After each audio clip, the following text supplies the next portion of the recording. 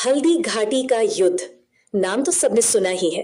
पर इस युद्ध से जुड़ी एक कहानी ऐसी है जो इसकी पहचान बन गई है। एक ही तलवार के वार से एक इंसान और उसके घोड़े के दो टुकड़े हो जाना। तो चलिए आज इसी एक अविश्वसनीय कहानी की गहराई में उतरते हैं। सवाल यही है, सोचिए जरा, क्या ये मुमकिन भी है कि कोई योद्धा इतना ताकतवर हो कि एक ही झटके में लोहे का कवच पहने एक सिपाही और उसके घोड़े दोनों को एक साथ काट दे? यही वो रहस्य है जिसके इर्द गिर्द हल्दी घाटी की पूरी कहानी घूमती है। इस सवाल का जवाब सिर्फ उस एक वार में नहीं है, बल्कि उस टकराव में छिपा है जिसकी वजह से वो वार हुआ। ये समझने के लिए कि आखिर महाराणा प्रताप ने अकबर के सबसे खतरनाक सिपह सालार बहलोल खान पर ऐसा जबरदस्त वार किया ही क्यों, हमें उस संघर्ष की जड़ तक जाना होगा। तो ये लड़ाई आप समझिए सिर्फ जमीन के टुकड़े की नहीं थी।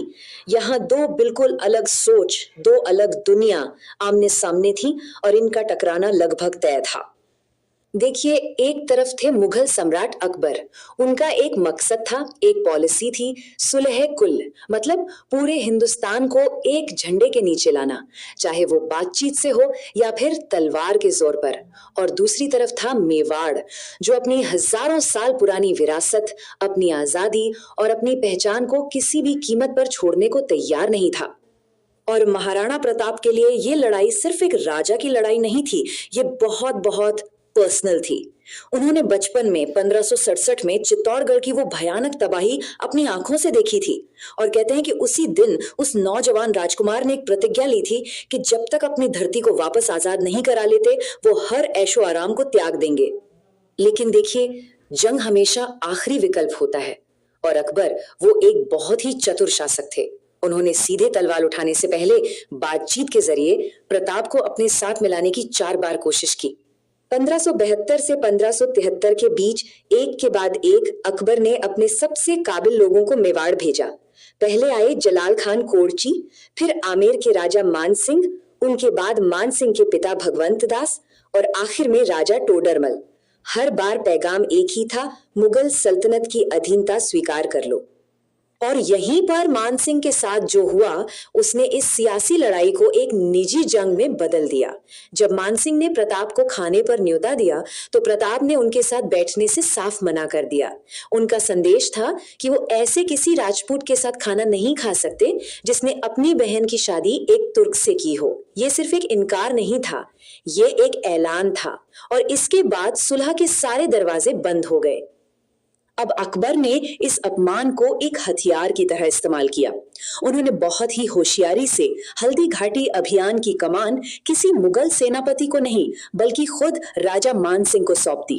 फैसला साफ था, अब ये लड़ाई राजपूत बनाम राजपूत की होगी। युद्ध का मंच तैयार था।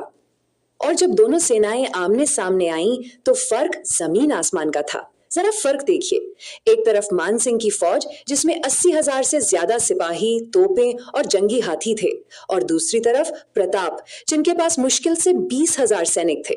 उनकी ताकत थी गुरिल्ला युद्ध नीति और भील तीरंदाज जो उन पहाड़ों को अपने घर की तरह जानते थे।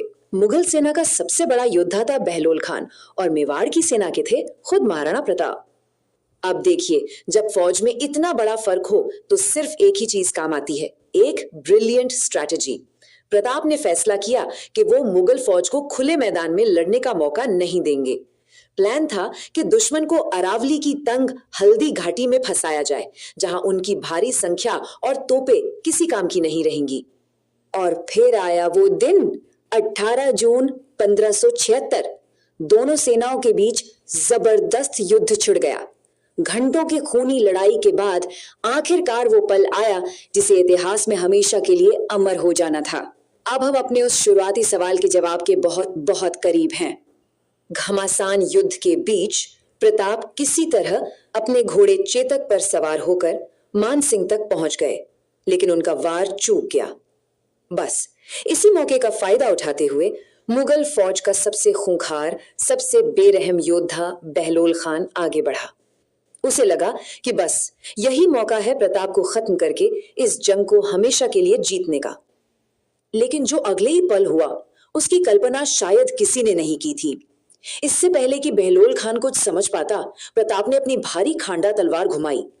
एक ही वार इतना तेज, इतना ताकतवर कि वो बहलोल खान के लोहे के हेलमेट, उसके कवच, उसके शरीर और यहां तक कि उसके घोड़े को भी चीरता हुआ जमीन में धंस गया।